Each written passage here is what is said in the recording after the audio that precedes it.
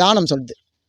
தானம்னா நான் கொடுக்கணும், ஏதாவது கொடு, பரவாயில்ல, நீ தானத்தை அன்னதானம் பண்ணலாம், கண் தானம் பண்ணலாம், ரத்த தானம் பண்ணலாம், எப்படி இடத்த கூட ஒருத்தர் கொடுக்கலாம். இது போல் தானம் பண்ணணும்.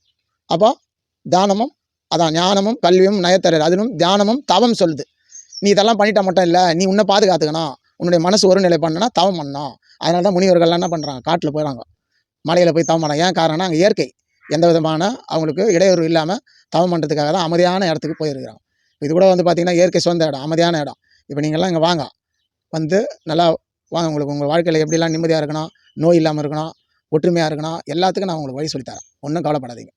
இன்றைக்கு பார்த்தீங்கன்னா மக்கள் எல்லாருமே ஒரு அரசியல் குழப்பத்தில் இருக்கிறாங்க. இப்போ அரசியல் ஏன் குழப்பத்தில் இருக்கிறாங்க அப்படின்றதுக்கு நம்ம பார்க்கணும். இப்போ நம்மளை பொறுத்த வரைக்கும் பார்த்தீங்கன்னா ஆண்டவன் ஒரு அருளால் யார் வந்தாலும் அவங்க மக்களுக்கு சேவை பண்ணால் தான் என்னுடைய நோக்கம். அது யார் வந்தாலும் பரவாயில்ல, அவங்க வந்தாங்க என்ன பண்ண போகிறாங்க, மக்களுக்கு தானே சேவை பண்ண போகிறாங்க. அப்போ அந்த மக்களுக்கு சேவை பண்ணுறது எப்படி பண்ணணுன்றதுக்கு தான் வள்ளுவரே குறளில் சொல்கிறார். என்ன சொல்கிறாரு, நாடோடு நாடி முறை செய்யா மன்னவன் நாடோடு நாடு கெடுன்றார். அன்றைக்கி எத்தனை ஆயிரம் ஆண்டுகளுக்கு முன்னாடி வள்ளுவர் அரசியல் பற்றி எழுதுகிறார். அப்போ என்னன்னா மன்னர் காலத்தில் அன்றைக்கி மன்னர் வந்து எப்படி இருக்கணும் அப்படின்னா, இந்த மக்கள் வந்து எப்படி இருக்கிறாங்க, பசியில் இருக்கிறாங்களா, பஞ்சத்தில் இருக்கிறாங்களா, செழிப்பாகிறாங்களான்னு சொல்லிட்டு அன்றைக்கி மன்னர் வந்து மாறுவேடத்தில் வந்து அதே உழவு பார்த்துட்டு போயிட்டு அந்த மக்கள் குறைய தீர்த்து அந்த நாட்டை செழிப்பாக வச்சுருப்பான். அப்படி அவங்க அந்த செழிப்பாக இருக்கும்போது இன்னொரு நாட்டுக்காரன் படம் எடுத்து வந்தானா போர் தொடுத்து அவங்க ஜெயிப்பாங்க. அதுக்காக தான் சொல்கிறார் வள்ளுவர், நாடோடு நாடி முறை செய்யா மன்னவன். அப்போ அந்த மக்களோட நீ முறை செய்யலைன்னா இன்னொரு நாட்டுக்காரன் வந்து இந்த நாட்டை கைப்பற்றிடுவான் அப்படின்ற அரசியல் அன்றைக்கே சொல்லிட்டார். அன்றைக்கி நாடை கைப்பற்றுறதுக்காக அரசியல் பண்ணாங்க. நான் இப்போ இன்றைக்கி என்னன்னா அரசியல் எந்த கட்சி வரும், மக்கள் குழப்பம், எந்த கட்சிக்கு ஓட்டு போடலாம், யாருக்கு ஓட்டு போடலான்னா அந்த குழப்பத்தில் இருக்காங்க. இதான உண்மை. அப்போ அந்த குழப்பத்தில் இருக்கிறதுக்கு ஒரே வழி என்னன்னா, அரசியலில் இருக்கிற இன்றைக்கு எந்த தலைவராக இருந்தாலும் சரி, நீங்கள் வந்து மக்களுக்காக தான் சேவை பண்ணுறதுக்கு வரீங்க, மக்கள் உங்களை நம்பி தான் ஓட்டு போடுறாங்க.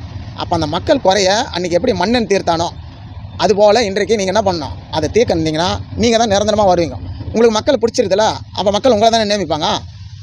நீங்கள் போய் அவங்களுக்கு நல்லதை செய்துட்டீங்கன்னு வச்சுங்க, மக்களுக்கு என்ன ஆகும், சரி இவரே வரட்டான்னு சொல்லிவிட்டு அடுத்தடுத்து உங்களுக்கு தானே ஓட்டு போடுவாங்க. அதுபோல் மக்கள் குறைய அன்றைக்கி மன்னன் எப்படி குறைய தீர்த்தானோ இந்த நாட்டு மக்களுக்கு, அதுபோல் இன்றைக்கு இருக்கிற அரசியலில் அவங்க ஓட்டு போட்டு வந்த மக்களுக்கு நீங்கள் அந்த குறைகள்லாம் போய் தீர்த்திங்கன்னா நிரந்தர முதலமைச்சர் யாராக இருந்தாலும் வருவீங்கல்ல. நீங்கள் யார் செய்கிறீங்களா, மக்களுக்கு பிடிச்சிடுதில்ல. அப்போ அதுபோல் நீங்கள் மக்களுக்கு சேவை பண்ணுங்கள், மக்கள் குறைய தீருங்க, அப்போ நீங்கள் என்ன பண்ணுவீங்க, வருவீங்க. அதனால் அரசியல் நீங்கள் வந்து மக்கள் தான், அதுதான் சொல்கிறார். இவரே சொல்வார், பேரறிஞர் அண்ணா, மக்கள் தீர்ப்பே மகேசன் தீர்ப்புன்னு சொல்கிறார். அவரும் முன்னாள் முதலமைச்சர் இல்லை அண்ணாதாரா. அப்போ அதுபோல் எதுக்கு இதெல்லாம் சொன்னாங்க அன்றைக்கி அந்த அரசியல் தலைவர்னா எதுக்காக சொன்னார், ஒரு தீர்ப்பை அந்த ஓட்டு உரிமை இருக்குது அந்த மக்களுக்கு, அவங்க தான் யார் முதலமைச்சர் வரனா அந்த மக்கள் தான் தீர்மானம் பண்ணணும்.